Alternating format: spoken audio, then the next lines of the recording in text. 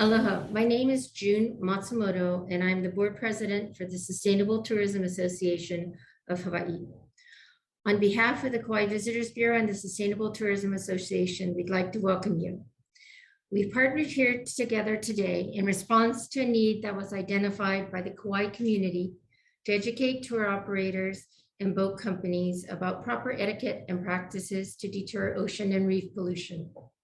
We realize that 90 minutes is not enough time to even scratch the surface, but we wanted to introduce you to a diverse panel of experts and their organizations where you can go to for information and resources as you continue to develop and implement responsible practices for your companies. Presenters include local representatives from the state of Hawaii, Department of Land and Natural Resources, the US federal government, a community-based nonprofit, and a private boat activity company. Diverse entities that are working together to allow the local community and visitors to enjoy the ocean while making sure that we do so in a manner that allows the oceans to thrive. Before we get started with our panelists, I'd like to introduce Sue Kanoho and Patty Ornelas of the Kaua'i Visitors Bureau. Mahalo, June. Yes, so we at the Kaua'i Visitors Bureau have been working with the County of Kauai and the state of Hawaii for quite some time, previously with the Kauai Tourism Strategic Plan. I see Nalani is on, so our Office of Economic Development Director. We've been doing this for quite some time, but when HTA got involved, they wanted to create something statewide, which I thought was really nice, that tied into their strategic plan as well. And that's how the DMAPs were born, Destination Management Action Plan. So I'm not going to talk too much about KVB as much as I'm going to introduce you to Patty Ornelas, who's our DMAP, Destination Management Action Plan manager. And she's been on board since October. And we've been doing different programs tying back to the original steering committee group and the feedback that we received on the things that we should be addressing for our island to make things better for our residents, better for the Aina, better for the ocean, and then of course, better for our visitors. What's good for Kauai and good for our residents will be good for our visitors. And so this is an opportunity for us to do some outreach and start better connections with our partners. And I'm going to hand it over to Patty now. Mahalo. Aloha and mahalo, Sue and June. I'm just going to quickly share my screen.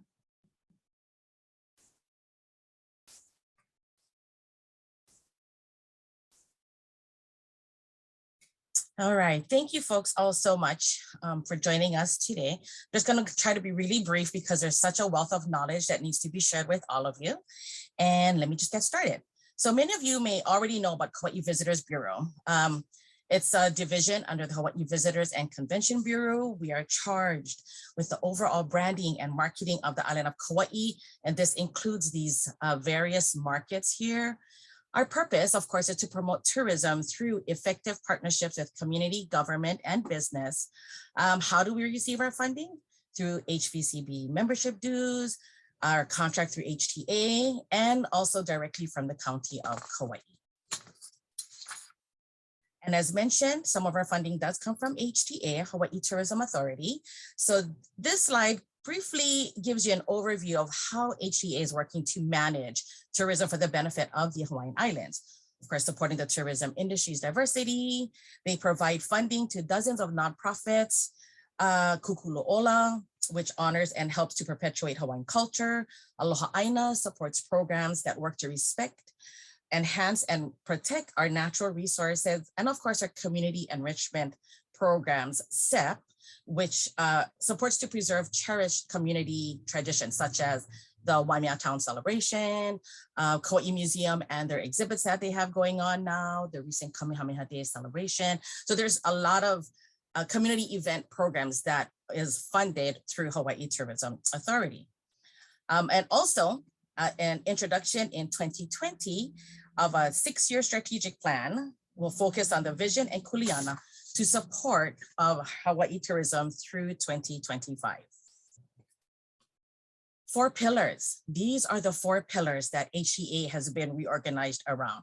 You'll notice that they are interacting and connected. And of course, natural resources, Hawaiian culture, community, and brand marketing. These are our focus and guides of which to navigate through the 6-year strategic plan and of course, going forward. The connection and interaction of these 4 pillars will promote a strong and solid foundation to move us forward with intention, which then leads me to the next slide about DMAP. So hopefully you folks have heard what DMAP is, as that's affectionately known for the longer name of Destination Management Action Plans. All islands have their own DMAPs, in which the initiatives identified are to help with the recovery efforts and rebuilding tourism. As Sue mentioned, the creation of our island DMAP came to be through the efforts of a steering committee comprised of 22 Kauai stakeholders who came together from different sectors within the community. There were committee meetings being held, along with 2 virtual community meetings, my apologies, with over, I think it was 200 residents in attendance. It was at these community meetings that the residents were asked to provide feedback and input. From this, the steering committee selected 9 anchor action items with 38 sub-actions to focus on. One specifically being, and if I'll give you the QR code to go and look at our DMAP, is A5. So that's action item A5, which specifically says, educate tour operators and boating companies about proper etiquette to deter ocean and reef pollution. So that's something, of course, like that they were honed in on, which were so great because everyone's diverse backgrounds and Mana'o really kind of played up to making this management, our DMAP, so meaningful and intentional for our island. However, as you mentioned, this was not just something new, it wasn't a new concept. Conversation started years and years ago, which culminated in 2018 as the Kaua'i Tourism Strategic Plan for 2019 to 2021. Then it morphed into DMAP as we know it today for our island Kauai and across the islands.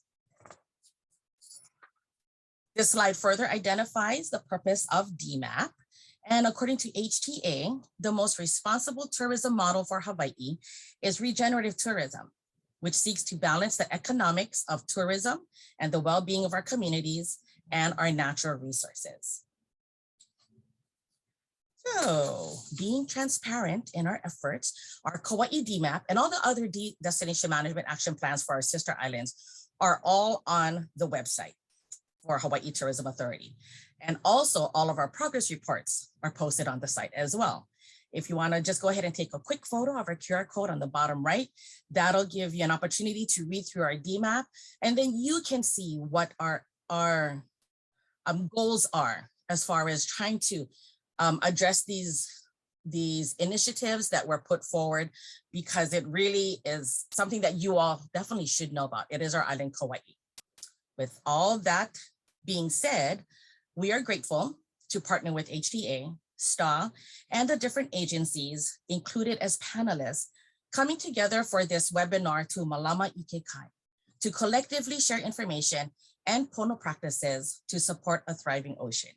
This is not a me nor a you effort. This is an our effort. It is our kuleana. Right back to you, June.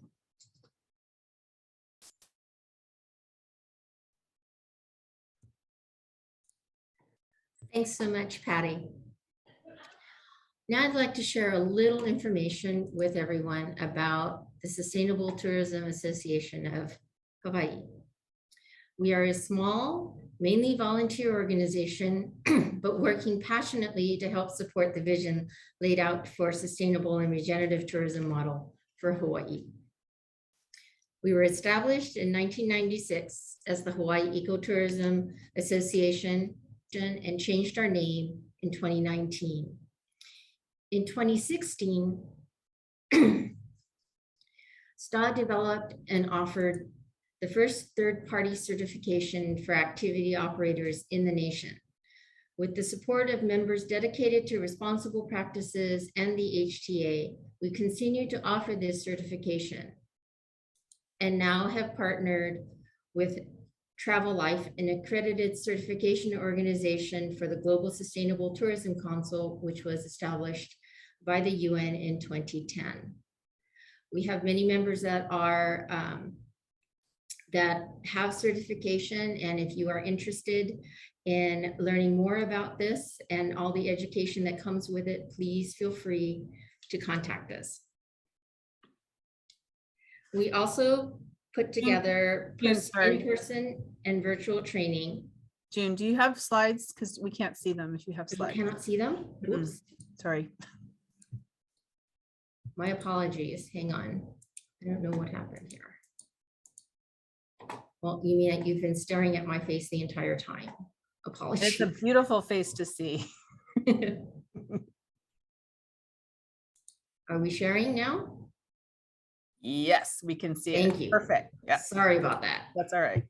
Well, okay. So where was I here? Okay, there is our website address for those that are interested in finding out more about our certification and our global partners now, Travel Life and the Global Sustainable Tourism Council. We also provide in-person and virtual training with partners like the Kaua'i Visitors Bureau, as we're doing here today. And we also provide on-demand training, which is available through our Teachables and also the Travel Life platform. Finally, we also have information for you to be able to share with your staff, team, and visitors, infographic flyers on topics that we've covered. And we've created one for our session today. So we'll be following up and sending this over to you folks, along with a link to a recording of today's session later. Now, without further ado, we'd like to introduce our presenters for today. First, we have Erin Swink, an aquatic biologist and educator that serves as Kauai's District Education Specialist for the Hawaii Division of Aquatic Resources. He has over a decade of experience working with communities, schools, and nonprofits to promote aquatic science education, conservation, and sustainable fishing practices. Following Erin, excuse me, is Adam Kurtz, a Marine Wildlife Management Coordinator for the Protected Resources Division in the Pacific Island Regional Office of NOAA Fisheries, based in Honolulu, Hawaii. He specializes in managing adverse interactions between humans and protected marine wildlife and promotes compliance with marine wildlife protection laws, notably the Marine Mammal Protection Act and Endangered Species Act. From Dobar, we have Jeremiah Aguilera, who is the district manager for the island of Kauai. The Division of Boating and Ocean Recreation manages all commercial activity on state waters around Kauai. Types of commercial activities include surf schools, snorkeling tours, charter fishing, whale watching, boat tours, etc. In addition, Dobar also oversees vessel registration titling for all registered vessels and throwcrafts on Kauai. Representing Surfrider Kauai is Barbara Wiedner, who's passionate about protecting Kauai's ocean environment, has been involved with the Kauai Surfrider chapter since 2006 when the chapter was founded. Barbara is currently the Surfrider Foundation's Kauai chapter's education outreach chair, along with the co-chair of the Marine Debris Removal Program. And our final presenter is Chandra Birch, who is the co-owner and general manager of Holo Holo Charters. Living on Kauai since she was a kid, has really fostered a connection to the natural world and created her passion for sustainability. She has utilized her role at Holo Holo Charters to support sustainability in the visitor industry and is passionate about educating visitors on how to travel responsibly on Kauai. She currently serves on the board of the Kaua'i Visitors Bureau, the Sustainable Tourism Association of Hawaii, and the Ocean Tourism Coalition. All speakers will speak one after the other, and we will take question and answers at the very end. Please note your questions by using the Q&A section below. And with that, we would like to get started with the main presenters, and I'd like to introduce Erin Swink. Aloha, everyone. Oh, there I am. Hi.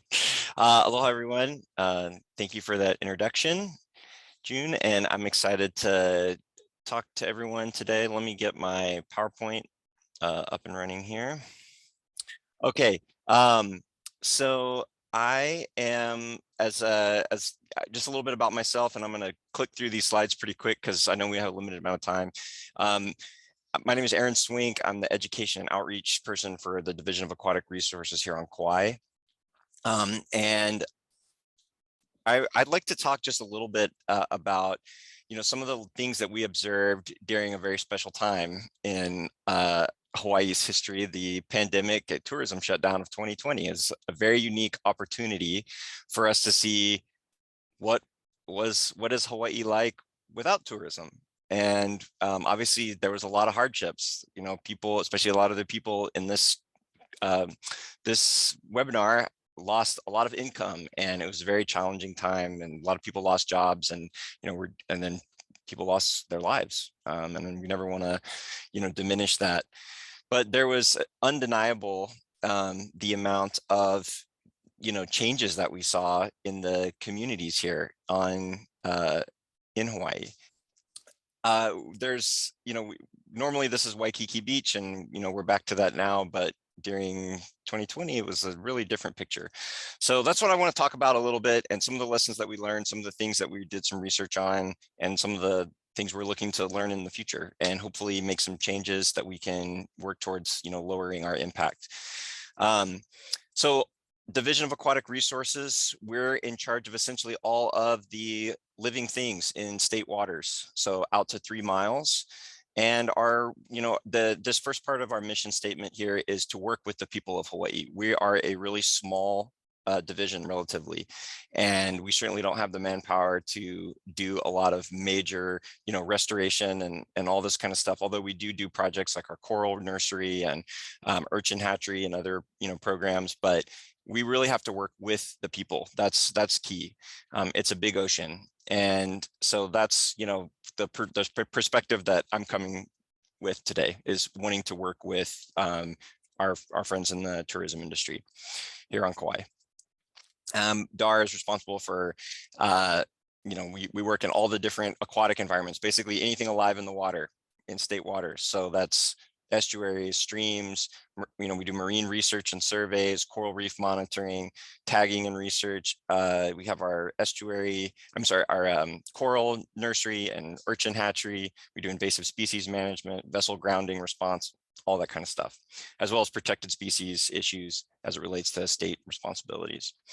And the FAD program, which obviously is a big part of the charter fishing, very important charter fishing industry. So I don't think I have to belabor this point too much, but 2020 was a pretty, it was definitely an eye-opening year as far as, wow, there were a lot of people here and all of a sudden there aren't. It's like you're driving to Kapa'a at 2 in the afternoon and it's just, it takes you 10 minutes. So we, especially here on Kauai, we really, it was a ghost town for that year. So and it comes at an interesting time, because this article, and again, I'm not wanting to I'm not getting on the oh, let's bash tourism, but let's talk about, let's just talk, frankly about it. There was a lot of talk in, look at the timing on this article, February of 2020, about over tourism, about what is sustainable. There's kind of some pushback on, some new developments and things like that were happening on Kauai. So, what are the impacts of even low impact visitor activities? So things like beach going, swimming, surfing, snorkeling, diving, these do have an impact on our marine resources, and they also affect our local community. Some of the research that's out there, this is just some of the potential effects, right? So altering fish behavior, even just something as simply as swimming or wading, if it's an area that is typically, a habitat for juvenile fish, and that's kind of where they need to be protected from predators, if there's constantly splashing and people going on right there, now they're pushed out into deeper water, they're going to get mopped by, predator fish. Now you're reducing fish population in an area, right? So even low impact things, have an impact.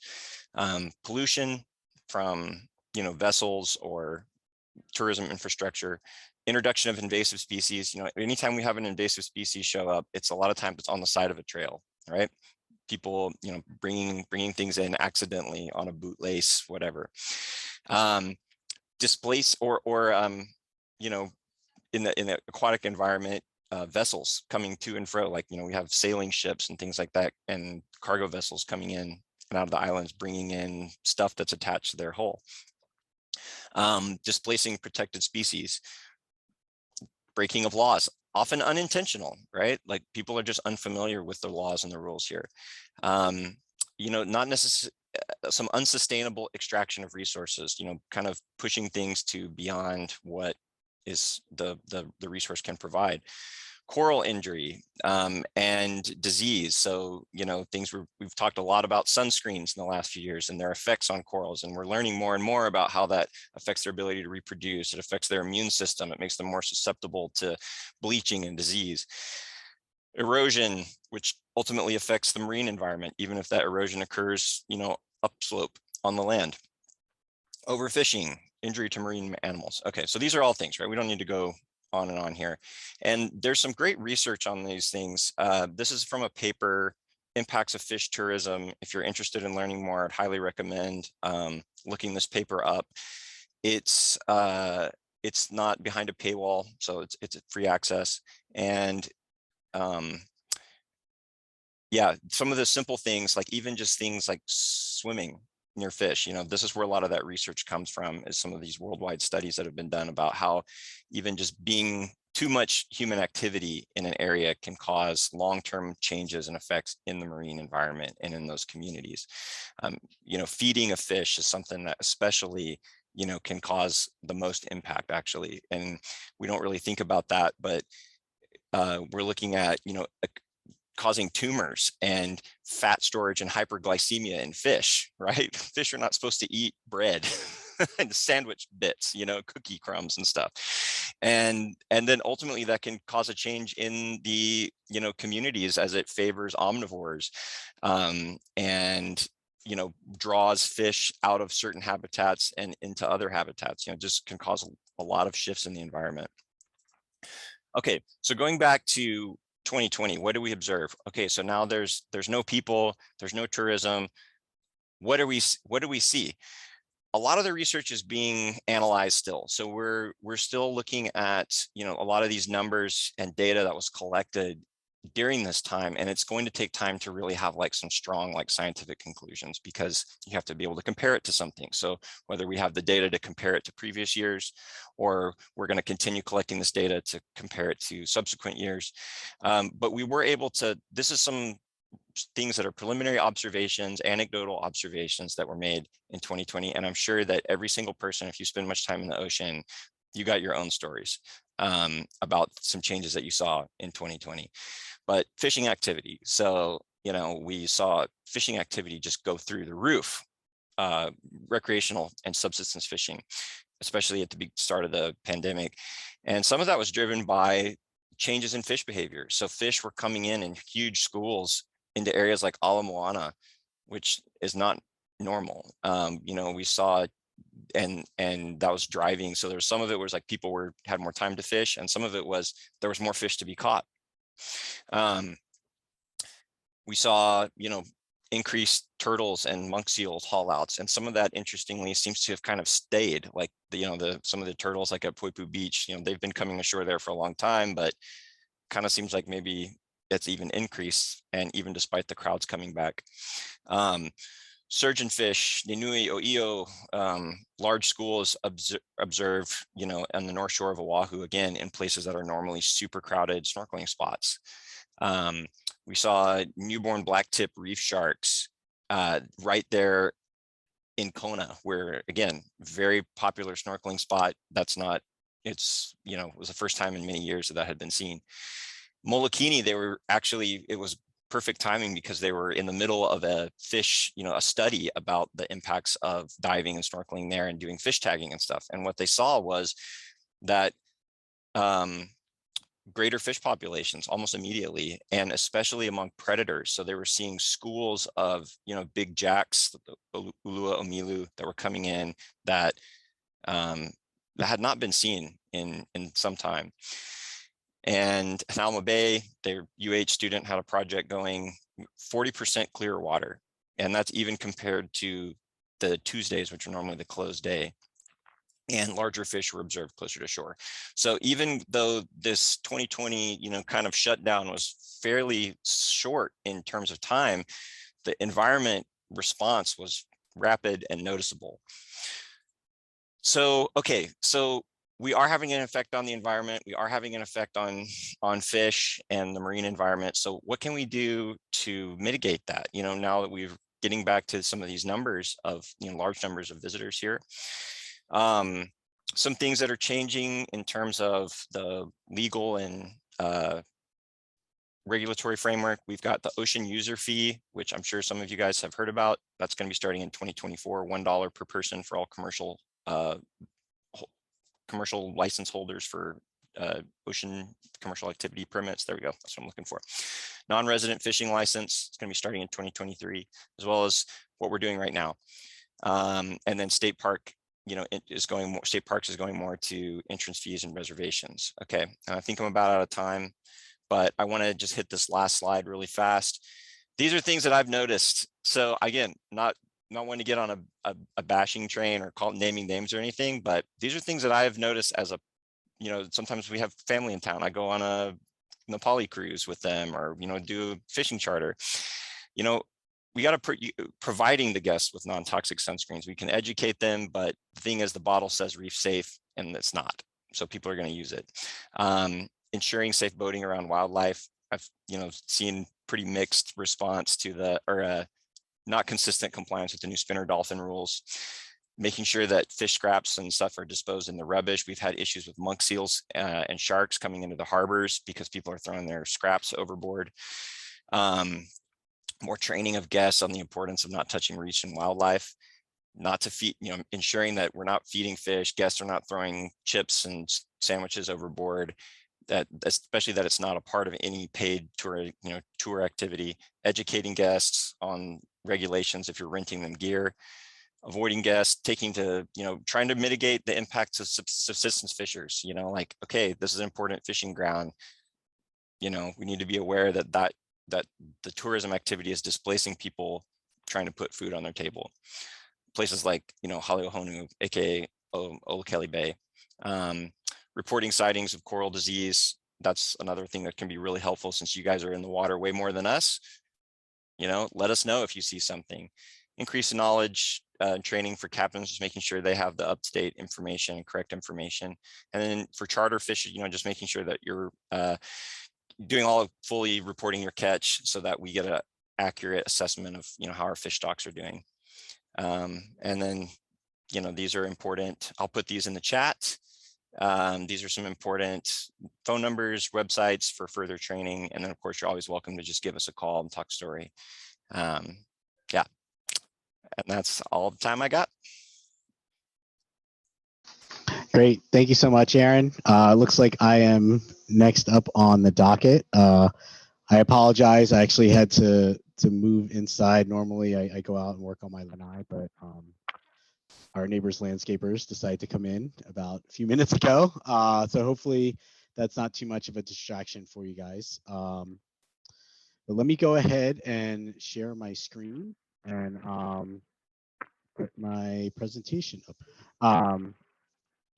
Yeah, my name is Adam Kurtz. I work for NOAA Fisheries. I'm a Marine Wildlife Management Coordinator.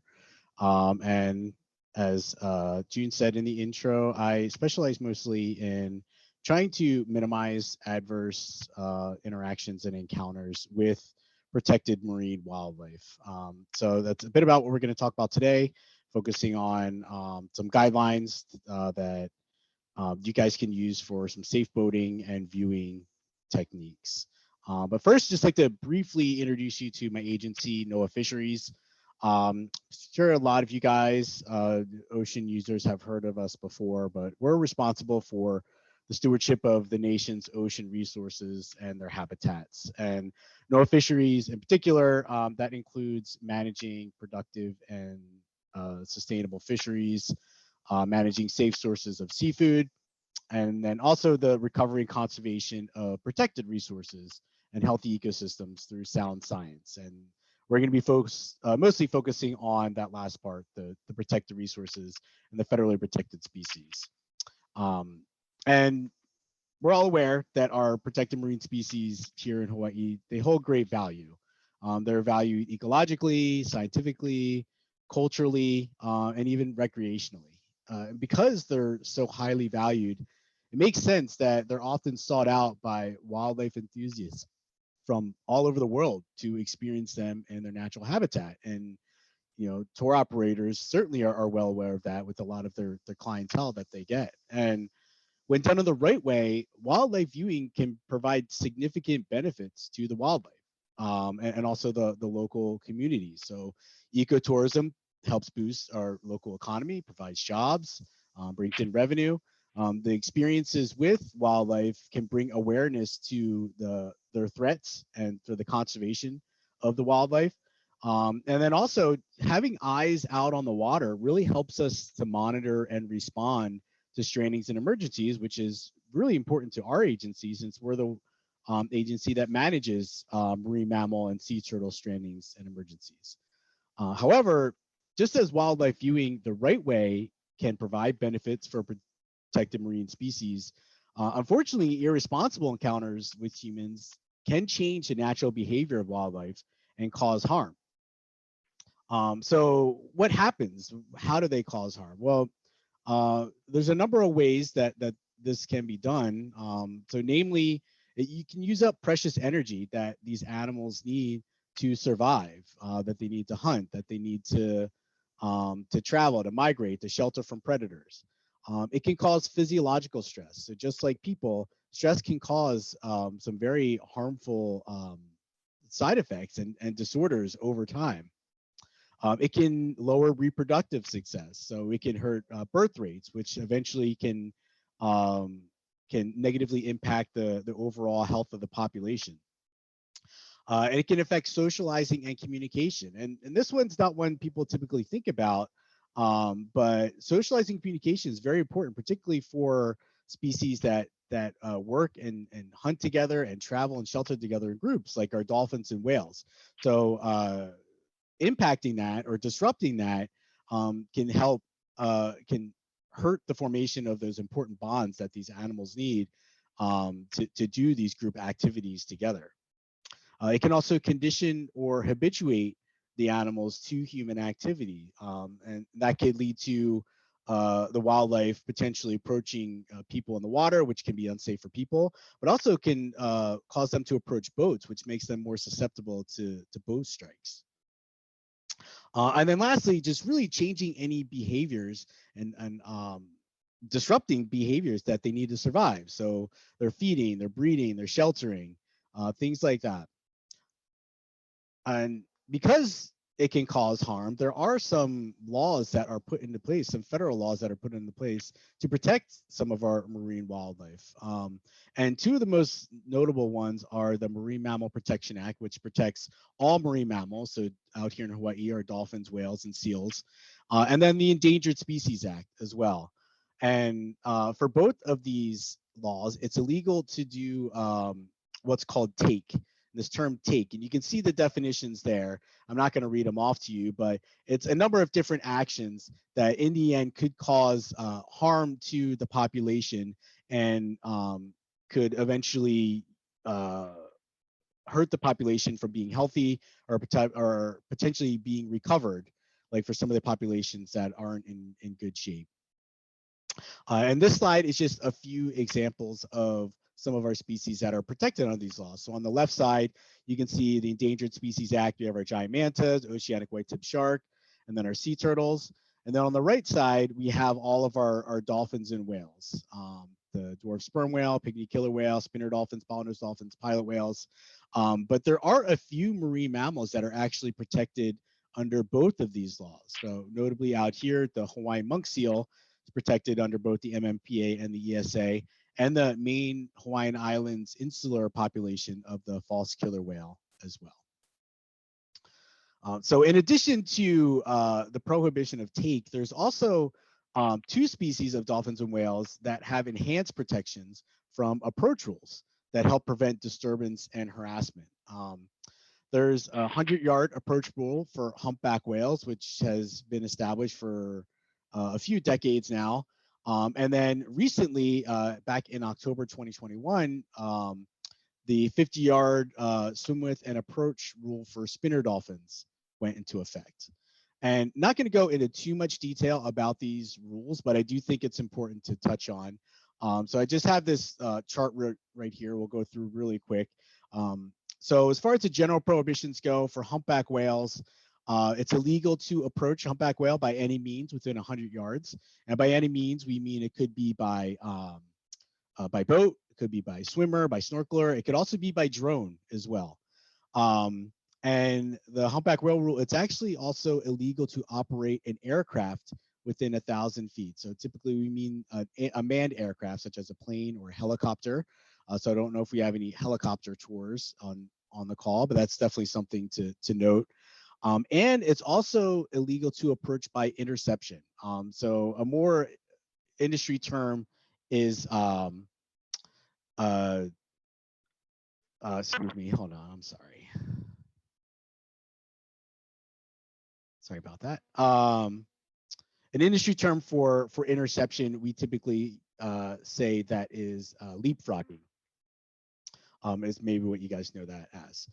And then the scope of it is within 200 nautical miles of the Hawaiian archipelago, so basically the entire United States EEZ.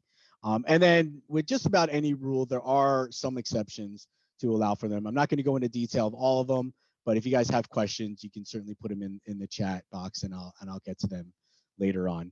As for the spinner dolphin rule, very similar, but there are some minor differences to note. So as far as prohibitions go, it's illegal to approach by any means or remain within 50 yards. So humpback whale is 100 yards, spinner rule is 50 yards. It's illegal to swim with or attempt to swim with spinner dolphins within 50 yards. And just like the humpback whale rule, it's illegal to approach by interception. So the scope for this is different. It's not the entire EEZ. It's actually only within 2 nautical miles of the main Hawaiian Islands, but also all of the waters bounded near Maui Nui water. So the waters between Lanai, Maui, and Kaho'olawe. And just like the humpback whale rule, there are some exceptions for the spinner rule as well. So for more details on that, here's a quick slide for you guys to take a look at.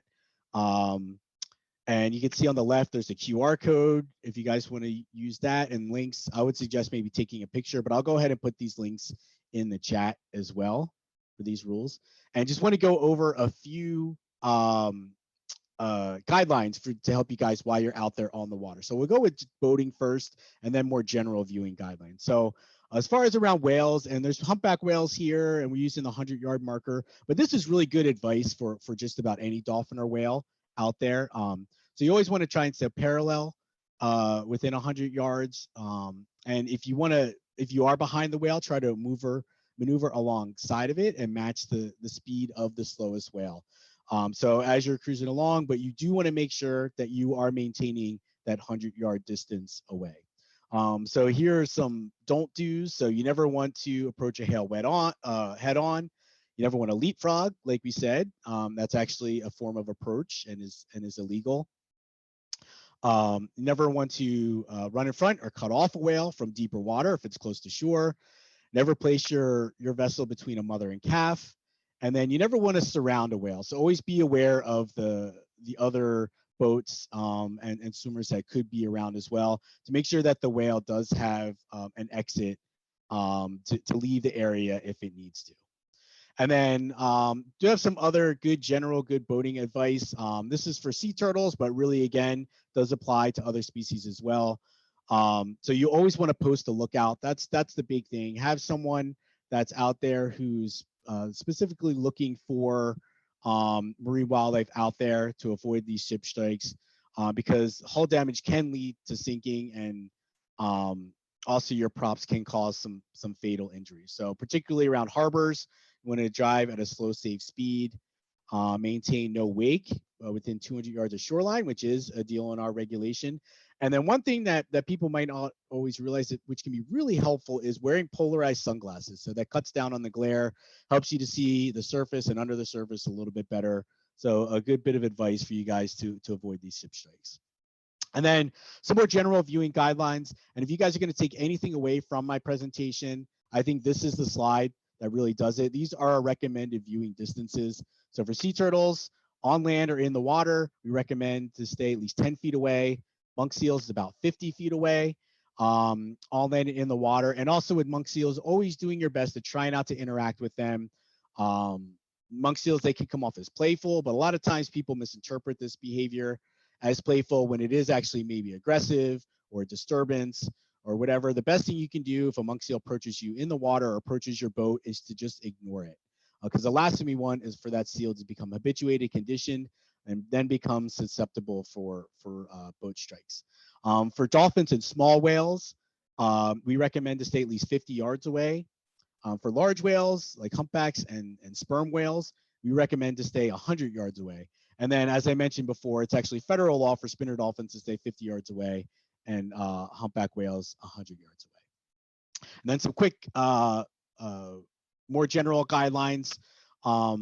So this is a really good, just general rule of thumb to follow. Just do not approach, touch, feed, or do anything that will disrupt the natural behavior of these animals. Instead of getting close to them, you can recommend to your passengers to use binoculars or your camera zoom feature to get a close-up. You always want to limit your viewing time. We recommend 30 minutes, but sometimes less, particularly if there's a lot of human activity around or if the animals start to show signs of disturbance. And if they do start to show disturbance, or if you can see that they're changing their behavior, we recommend to just leave the area immediately, because we don't know what that animal is going through at the moment or what it's gone through prior to you getting there, with potentially many other people coming up to it and disturbing it. So we recommend just leaving if it is showing signs of behavior change or disturbance.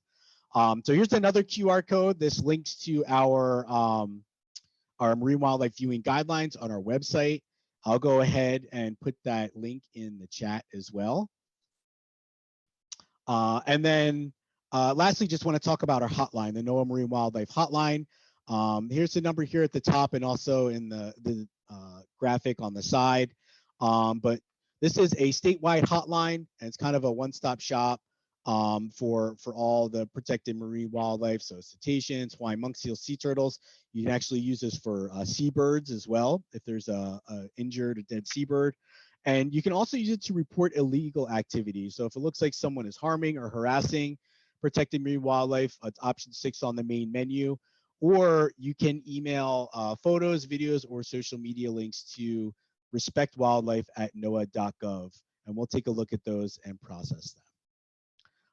So that's all I have today. This is my my contact information, and I would just maybe, if you can, take a picture of this number. Again, I'll put it in the chat, and if you guys could just take a couple seconds and put this number in your phone.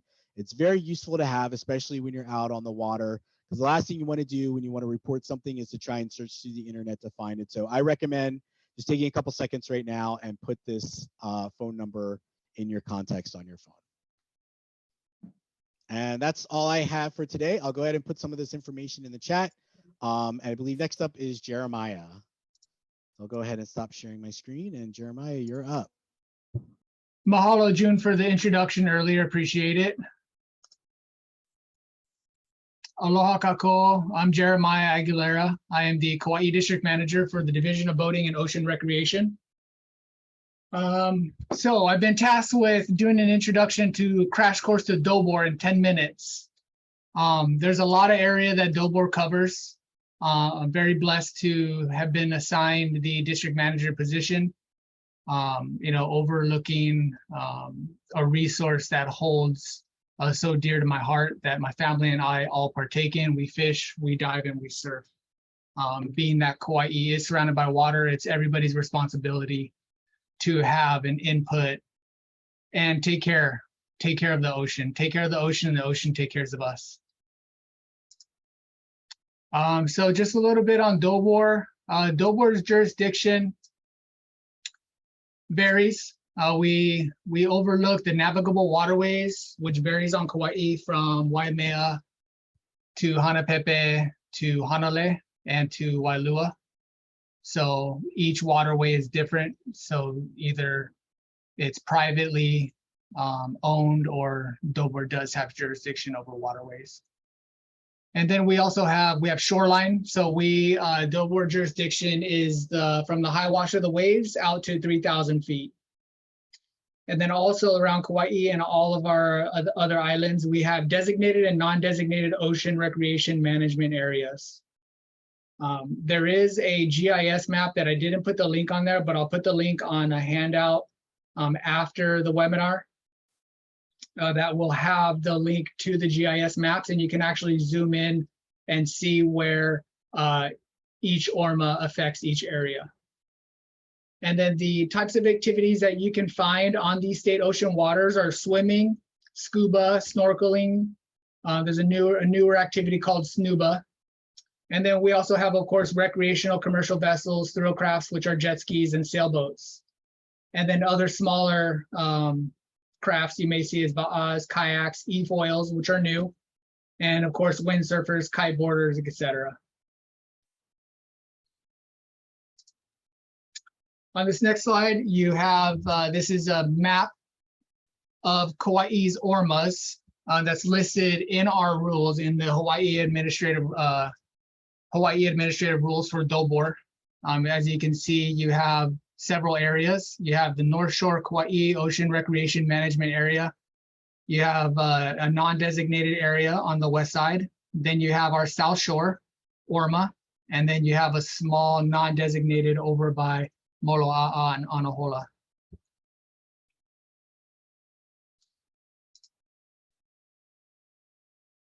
And it's important, when utilizing the ocean, that we always practice aloha on the water. The Mālama, all living things, you take care of it. Water is life. Take care of water, and water takes care of us. Know your areas in Kauai. There are sacred areas. There's a lot of protected areas. You don't just go land in Honopu and go, holo holo without knowing where you're at. Ask around, ask people, hey, is it okay to go here? Currents, is it safe? Weather, so forth. Know your area. If you're unfamiliar, ask around. Keeping your radio on channel 16. Always keep your radio on channel 16 or a scan channel. Keep a lookout for other emergency assistance that you could render. You never know. There's always something happening around Kauai. If you're boating, if you're a boater, if you're a commercial operator, Kauai is exposed to various weather elements. Always know your weather. There's various websites that have weather forecasts that let you know if the weather's going to change. It could be nice in the morning, but hey, 10 o'clock, 11 o'clock, that wind's going to pick up from the east. You better know where you're at. You don't want to get caught out there. And of course, according to weather forecasts, when in doubt, don't go out. It's not worth a life. Fishing is not worth your life. Surfing is not worth your life. Nothing is worth your life. You don't know, don't go. And when you're boating around, whether you're on shore, on a boat, surfing, keep a post out, keep a lookout at all times. Not everybody sees you. One of the other important ones, ensure your guests, if you're a commercial operator, or you have family visiting, or you see anybody, ensure your guests are using reef safe sunscreen. That's such a popular topic because we know that, these additives and toxic sunscreens are depleting our reefs. And it's been proven that it is a fact that they do.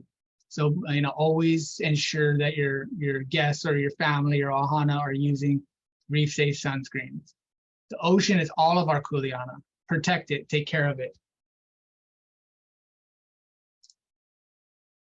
Wanted to talk a little bit about designated and non-designated ORMAs. Each island has designated and non-designated ORMAs surrounding each island.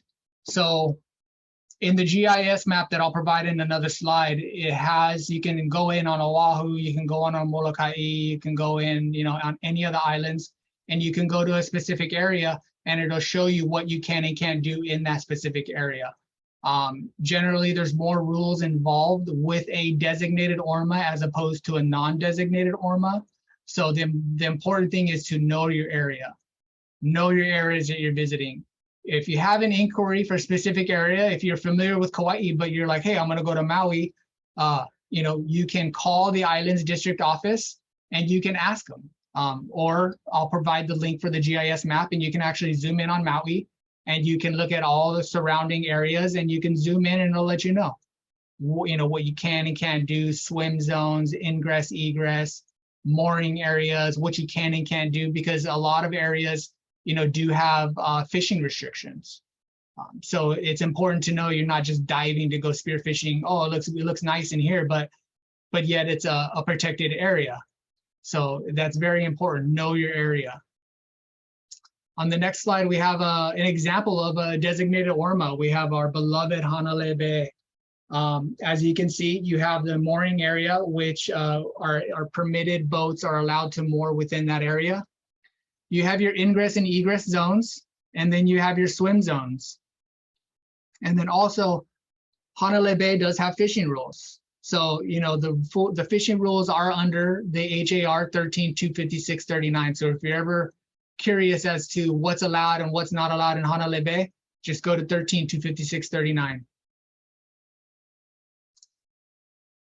In addition to, overseeing ORMAs and, the shoreline to 3,000 feet out, the state or Kauai Island also manages registration requirements. Every vessel on Kauai or every vessel in the state has to be registered, whether that's a state registration or US documentation registration. So that's being with the Coast Guard. So every vessel on the ocean water is required to have this. They can be cited without it. And then second is, it's important to know that, personal flotation requirements. Children under the age of 13 must wear a personal flotation device at all times, unless below deck or an enclosed cabin. That's often something that we see come up a lot. You see kids going out on a smaller boat with a couple childs and they don't have vests on. They are required to have vests on.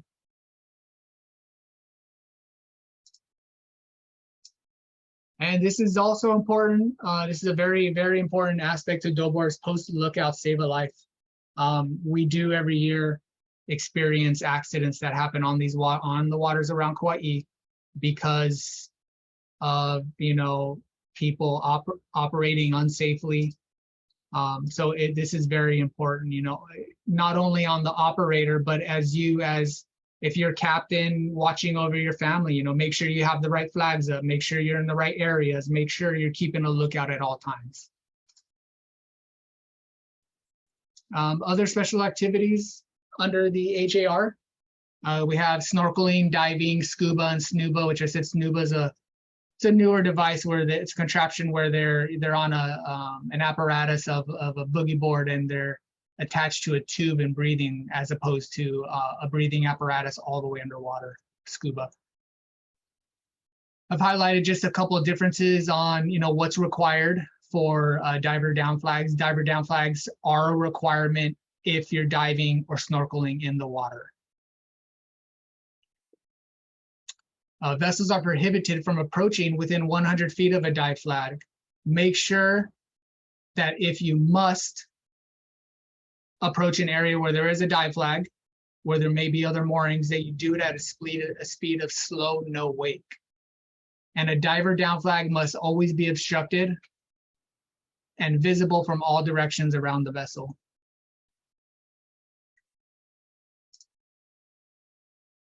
Every once in a while, we see this around the island, oil, waste, and garbage disposal from marine vessels. It is illegal to pollute Hawaii's ocean waters and waterways in accordance with the Hawaii Administrative Rule. Federal and state pollution laws protect our oceans, waterways, streams, ocean environments for all users. So if you do happen to witness, oil slicks, depending on where you're at, what you've witnessed, the amount of what you're witnessing, you can always contact my office and make the report, and then I can delegate it from there. As of November 10th, 2014, any person operating a power-driven vessel must obtain a boater's education card from NASBA. So there is a link on our DOBOR website. I can provide that as well post webinar, that every boater is required to get a state-approved course certificate to operate a vessel. You don't have to get that if you already have a Coast Guard captain's license. That's the only other exemption. Always look out, no matter where you're at, for whales, especially during whale season. And then our beloved honus. You know, when you're in areas around the shorelines, don't just go blasting around the corner just because it's glassy. You always got to watch out for honus. Our protected species, we have marine mammals and sea turtles listed as endangered or threatened species and protected under the Hawaii Revised Statutes and Hawaii Administrative Rules. So I provided a NOAA Marine Animal in Distress hotline, and I'm sure Mr. Kurtz may have a better number, but this is to report any injured, distressed marine animals entangled in marine debris. And there are common species to look out for while you're on Kauai. You have your bottlenose dolphins, you have your rough-toothed dolphins, spinner dolphins, spotted dolphins, and Hawaiian monk seals. Always keep a lookout.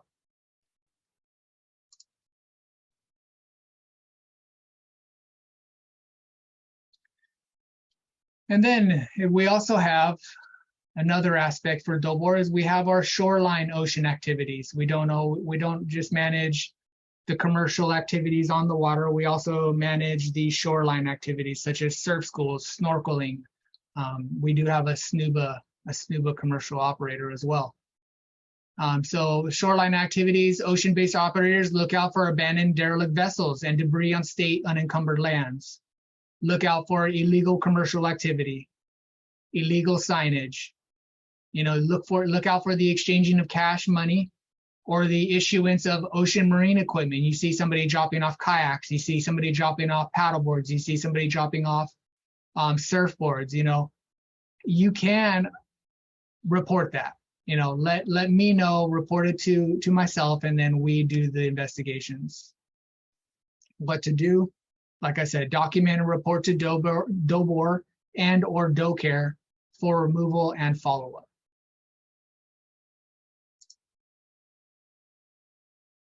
And this slide is just another example of what, you know where you're going. Familiarize yourself with these areas. They're there for a reason. Divers always use a flag.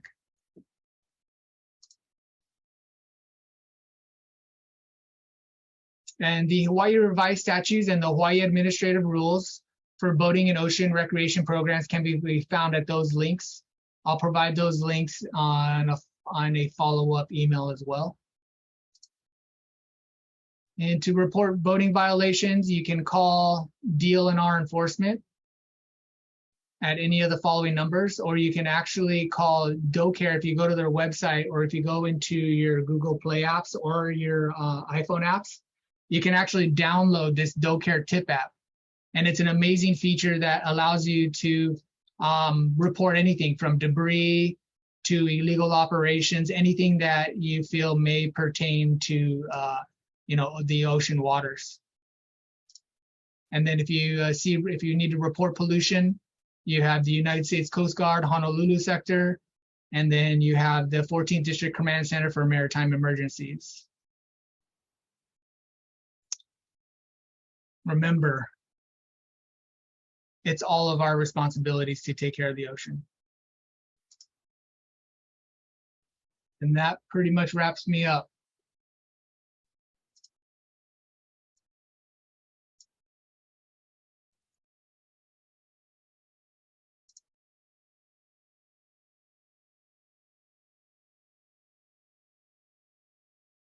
Okay, I'm done. Thank you, everyone. Mahalo, Jeremiah. That was awesome. So much information. I know a lot of questions. You know, I hope to answer some questions that anybody may have following this everybody's presentation.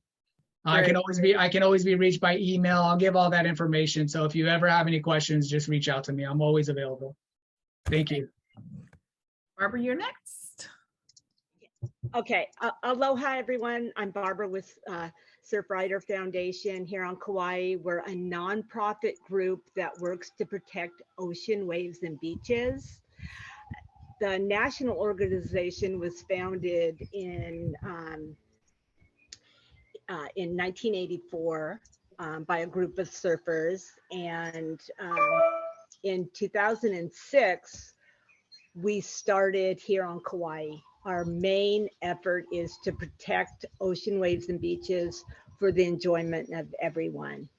Most of you are familiar with our beach cleanups, marine debris removal, and our water testing, but we do so much more. We also have ocean-friendly restaurants, ocean-friendly visitors programs, and my PowerPoint is going a little bit quicker, so maybe it's a thing saying that I should move it, get moving. Okay, if we can go to the next slide. There we are. Okay, so just a little bit about our marine debris removal program, which is our net patrol, solo beach cleanups, and our beach cleanup program. This net patrol program was started in 2007 for the need because these giant nets were coming on our shores. Many of the tour operators were part of this program by removing these nets on their tours, and I want to thank them. But in these pictures, you can see the two killers in the ocean. They're the nets that kill via entanglement with whales, dolphins, turtles, sharks. They're killers in the ocean. In fact, it's the #1 injury to whales worldwide. The big pile of plastic you see in the other picture, that is the other killer, because the animals are eating that. And let me see if I can go to the next slide. Can we go to the next slide? There we are. This is how marine debris or trash in the ocean devastates the sea life. The birds and fish are actually eating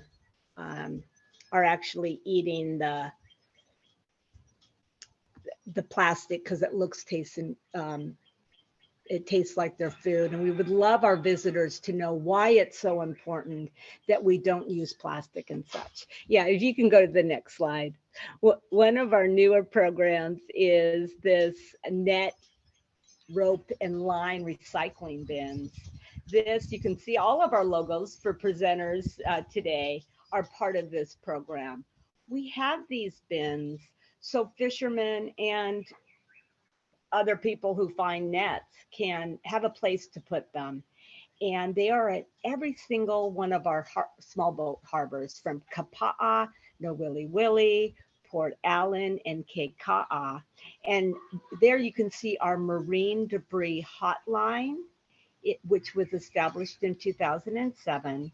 And that's a hotline where the public can call and tell us about a large item that has come in, and also sometimes they call about injured animals, and we direct them to the right place. But in Surfrider style, all the bins that are at these harbors all washed up on our shores.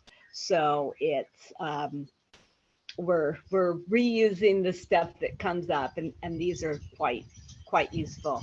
We can move on to the next slide. Thank you. And I'm not, there we are. So in 2020, we launched our ocean friendly visitors programs. We saw that many people wanted to help our oceans and wanted to be responsible visitors, but they needed direction. For example, I would talk to people in Costco when they were picking up their case of plastic water bottles. And I was trying to explain to them that how bad they are for the ocean, and how I pick them up from the beach every morning. And they wanted to debate me about the recycling that they recycle.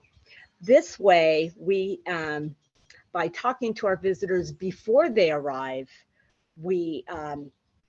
it's been really helpful to educate them in that way. We can move on to the next slide. And we have 6 core principles why we want to do this. That we want to keep our beaches clean. People come to Kauai for the beauty, and if our beaches are trashed, no fun. We want to minimize the use of plastic. You saw the pictures before with the animals eating all the plastic.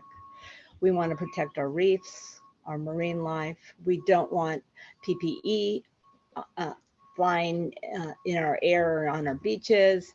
And we want our visitors to dine responsibly through our Ocean Friendly Visitors program. We can go to the next slide. Thank you. And our current partners, you can see them there. They are telling their guests about what we do and how they can help. The Cliffs in particular have solo beach cleanup gear that they can give their guests and direct them to join us. But we've had visitors join us at our weekly beach cleanups very regularly. Yesterday, we went out with 16 volunteers. We removed 475 pounds of trash, and 8 of the individuals were visitors from Spain, Arizona, and California, and they will definitely not look at plastic the same way as they picked up so much of it. So thank you, all these partners. Let's go on to the next slide. And what's wonderful is we can contact the guests before they arrive, the visitors before they arrive, and ask them to bring a reusable bag so they're ready to do their solo beach cleanup, and their hydro flask. The plastic water bottle is really hurting our oceans. The animals, the bottle caps are ending up in the bellies of fish, birds in particular. And many visitors who usually always use a hydro flask leave them at home. So we want to remind them to travel. Bring it with you.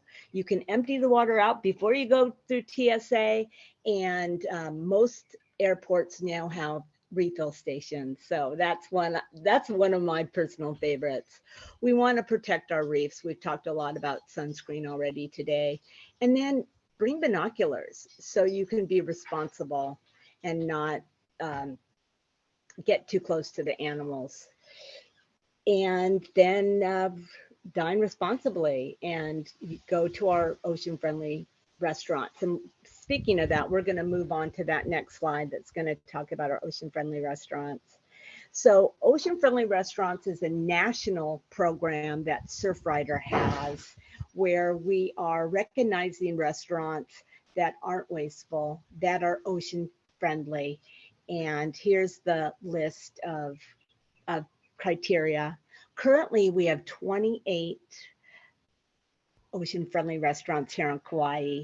And I want to thank Holo Holo Charters, who's one of our restaurants. So if there's any other boat tour groups that would like information about that, happy to share. Ruda Jordan is our coordinator, and her phone number is there. Okay, we can go on to the next slide, and or maybe that's it, you guys. I went quick because I know our time is limited. I just really want to urge everyone to tell our visitors about Surfrider, that they can make a difference. They can come out and volunteer with us. They can do a solo beach cleanup, and let them know about our hotline if they do see something that is dangerous, that they can call. We try to answer as much as possible. So mahalo nui. It was an honor to be on this panel. Thank you. Good job, Barbara. Chandra, you are next. Right. Thank you, Barbara. You guys do such great work.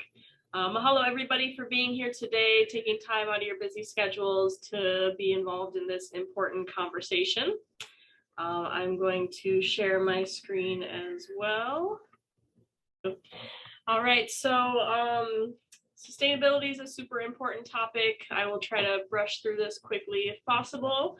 A brief overview for those who aren't familiar.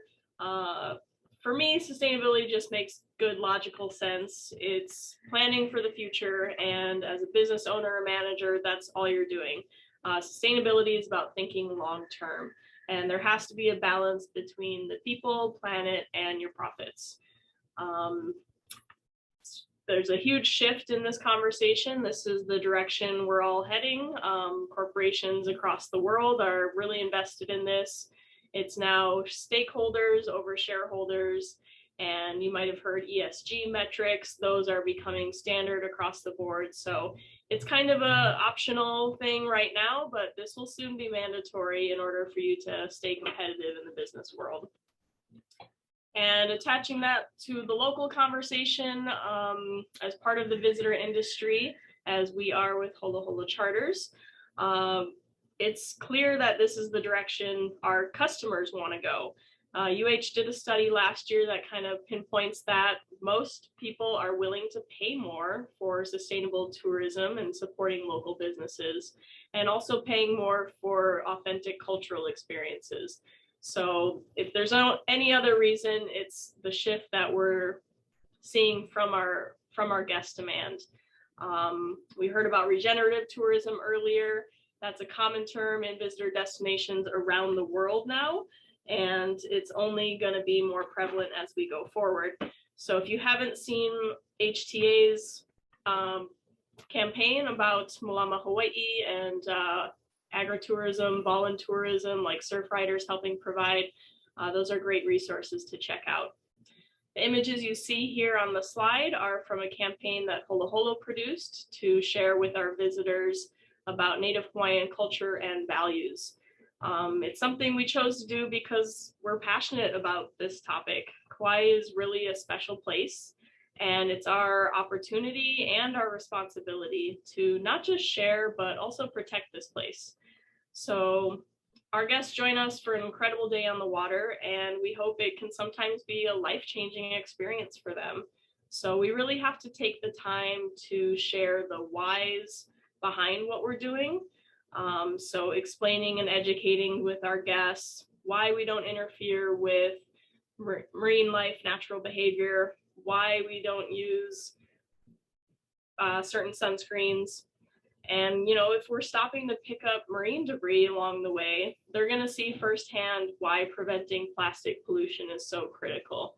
So giving these guests these real connections to our natural world hopefully encourages them to change their behavior and think about what they can do to contribute. So that's really my passion and how I believe we can spread aloha around the world. I like to think we're not just selling boat tours here, we really are making a difference. And the benefits of sustainability is huge. There's lots of research to back up these points. You don't have to take my word for it. The couple I want to highlight is really, it's not just the demand coming from customers, but from employees as well. They want to feel good about who they work for and what that company does. We all want some purpose in our jobs. So there's a huge push for that from the job seekers. Sometimes sustainability can cost more or even take up more time or energy, but in the long term, most cases things break even or end up saving money overall. So you really just have to keep the long-term perspective in mind. And then there's lots of certifications available you can earn. And this is such a hot topic. You have lots of press opportunities, marketing benefits that come from truly committing to this. And for me, you know, I just believe if we're not part of the solution, you're part of the problem. So what can we do to make a difference? How do you start? Where can we start? First of all, it's just compliance. You have to know the rules and regulations of your industry. I didn't know is not a valid excuse. You're not expected to know everything offhand, and that's why there's so many great resources available. things like this webinar. All the speakers here are wanting to help. They want to educate. They want to be a resource for you. So reach out, ask questions. Other organizations I'm familiar with, I'm sure there's lots more, but of course, STA and Surfrider.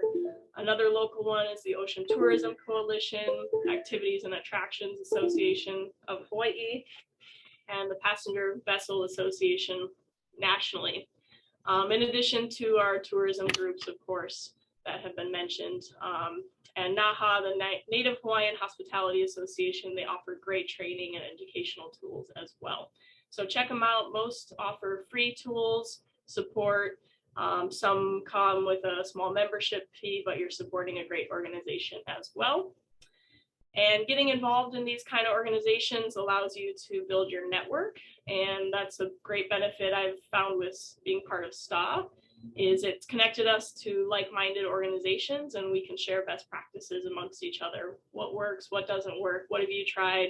Oh, that's a great idea. I'm gonna try that as well. Or what supplier are you using for these kind of things? So that's huge. And a big one, please don't greenwash. Of course, saying you're doing things when you're not, or not really doing them fully. People want you to be authentic, and you have to do your research. So we've talked about reef safe sunscreen. I just wanted to highlight it a little more because you have to check the ingredient list. Many companies are putting the reef safe label on because they're not technically using the toxic chemicals that are actually banned, but there's lots more toxic chemicals that haven't been banned yet. So we need to push for legislation, and we need to look at our ingredient list. The only truly reef-friendly sunscreen are based on zinc or titanium oxide, mineral-based sunblocks. We provide complimentary sunscreen on board for our guests. And of course, it helps that we aren't contributing to the problem, but it also opens up the conversation for our staff to share with the guests why this is important.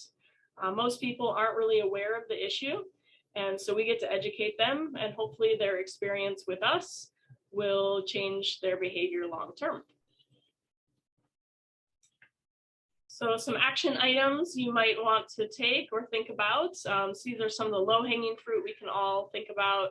Obviously, we all know reduce, reuse, recycle, but really just take an evaluation of your company, think about all aspects, and even simple things like setting your office equipment to auto sleep or printing dual-sided. It saves money and resources. And ensuring your business strategy, values, and missions align to support your goals. A big one, and these things don't necessarily cost money. Some do, some just cost time, but we all know it's a tough labor market, and whatever you can do to make your company more attractive by adding value for your employees. I really encourage companies to go above and beyond the state or federal requirements to offer more lucrative or creative benefits. It's definitely hard as a small business, but investing in your employees is always going to be the greatest return. Educating staff is super important, as some of our speakers have talked about. If we're providing information to our guests, it's important that we're accurate about that. So one of the things we've done recently is we held a company training day on board where we had all of our staff and several guest speakers on board. And we traced our tour route, and we had our guest speakers share their mana'o with us. And it was super valuable. It was a great fun day on the water for the team. And we got some hands-on learning with new stories and facts to share with our guests. Use your communication tools, emails, calls, social media to set expectations for our guests, and not just about your tour activity, but about their visit on Kauai or in Hawaii in general. So one of the ways we did that, we created the Holo Holo Pono Pledge, which is just a fun way to inform our visitors of the local cultures and customs that we expect them to abide by when they visit here. So, you know, when you have a new guest, new person over to your house, if they're not familiar with the local customs, they might not realize they should be removing their shoes before they enter your house. And so you would tell them, right? You want to be a good host. You can't just expect them to know that. So not what's common sense for us might not be for someone coming from other places of the country or the world.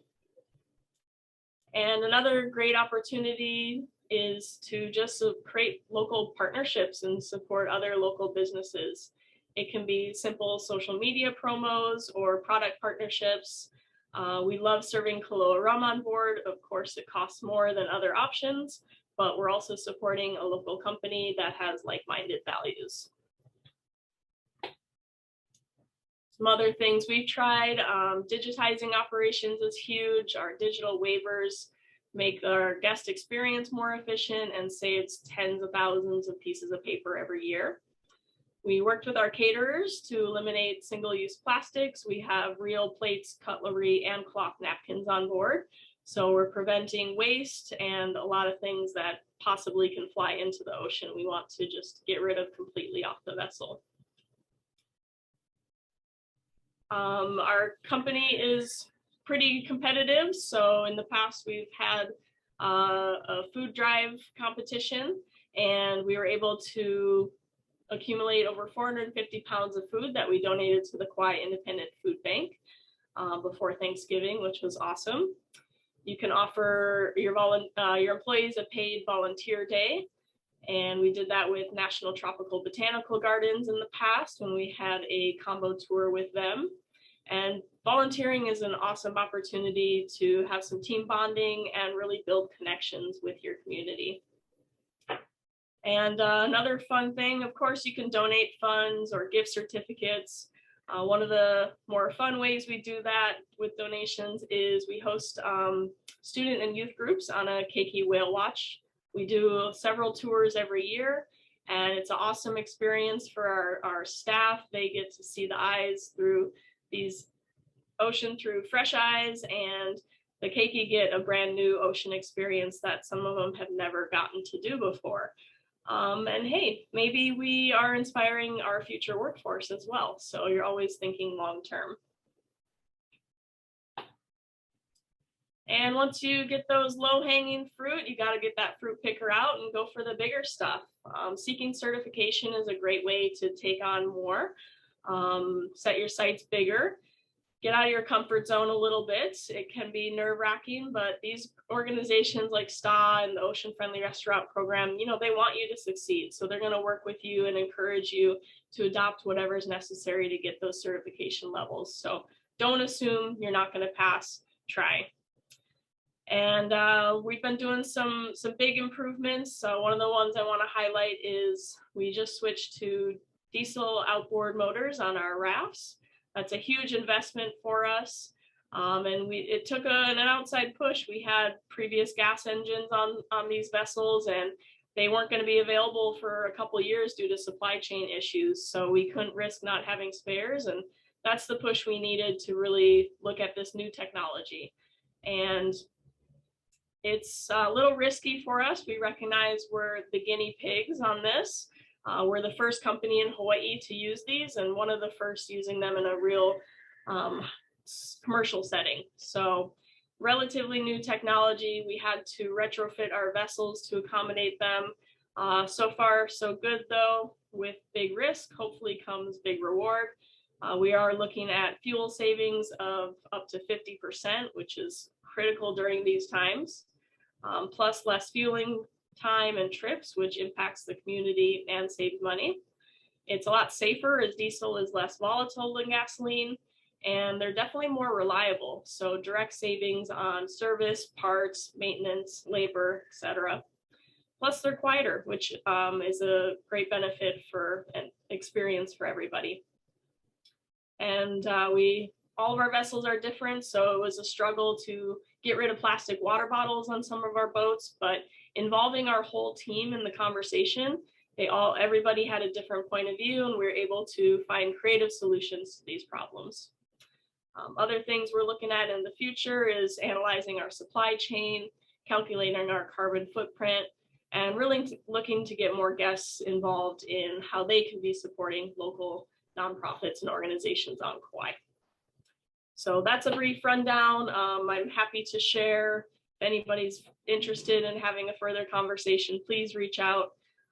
This is a passionate subject for me, and I really believe that a rising tide lifts all boats. So it's up to us to start taking the steps we can. Mahalo. Good job, Chandra. So much, Chandra. And to all of our wonderful presenters, if everyone can turn their cameras back on so we can see you. I know we have some questions, but I also know that we are running very, very short on time. But I'm going to ask Mona. Sure, June, can you hear me? Yep, we can hear you. Okay. One question is, what are the rules about jet skis? I've seen them on the Nepali coast and going into sea caves. That would be for me. So yeah, that is a very, I can keep it long or short, and it's no. So if you see them on Nepali, it's no. Okay. That's the quick answer. All right. Well, with that, it brings us actually to 12:30. So for those that aren't able to, We have a couple questions in the chat, June. I'm sorry to interrupt. Do we have time to get to those? Yeah, absolutely. Here we go. All right. Question. I got scolded for posting a photo of dolphins riding on the bow of a boat. Why was that wrong? Can you talk? I can take that one. Well, I'm not sure who scolded you, but we always try to encourage people to post videos, or if you're a operator using your advertising, photos and videos that are more wildlife friendly. So trying to not show people in a close distance to the animals, or potentially approaching them or changing their behavior. Usually recommending just putting just the animal in its natural habitat to try and really set the expectation to your customers that, you know, this is what you're going to see, and make the focus more on the animal and not the actual encounter interaction with the animal. Riding on the bow of the boat, it's kind of a tough one, right? Because, you know, it could be that the boat was approaching the dolphins, but more likely than not, it's probably because the dolphins were bow riding. So I would just recommend in a situation like that, just to add some context. So, you know, in the caption or in the comments, just saying that these dolphins were bow riding, and I happened to snap this photo, just to sort of clear up any confusion that someone might think that you're chasing the dolphins or harassing them in any way. And then there's another question on regulations for hydrofoils. I think, Jeremiah, this might be a question for you as well. Yeah. So that would be the e-foils. So the e-foils are classified currently as a vessel. So we may see that change at the end of the legislation, which may go into effect at the beginning of next year. We may see them classified as a thrill craft, which would change everything. But currently they are a vessel. So they can operate as a vessel everywhere around Kauai, but it must be at a speed of slow no wake, just like a vessel. So they follow the rules of a vessel. Great. And then one last question on film shoots. Should anyone taking a photo on the ocean or onto a beach ask for a film permit? This is for boats that are chartered for film shoots. Yes, so all chartered boats, commercial boats around Kauai, they do apply for a film permit through our film permitting office, which comes to me as well. So Jeremiah, should they have that on them? So I guess one thing is that some people, I won't say who, were chartering boats, and some people went to Hanapu and did photo shoots, which is 100% illegal. Right. They know it would never be approved. So, right. But I'm wondering why, when the photographer was held accountable, how come the boat people should be, to me, you shouldn't be taking people to Hanapu doing photo shoots. Right. And so the commercial entity, or if they're a commercial entity, I know there's a lot of people that do it on the side for extra money. Somebody should be held accountable, absolutely. So if there is a commercial entity doing something like that, like dropping off at Honopu because they know Honopu is off limits, then that's definitely something we could look at. Great, thank you.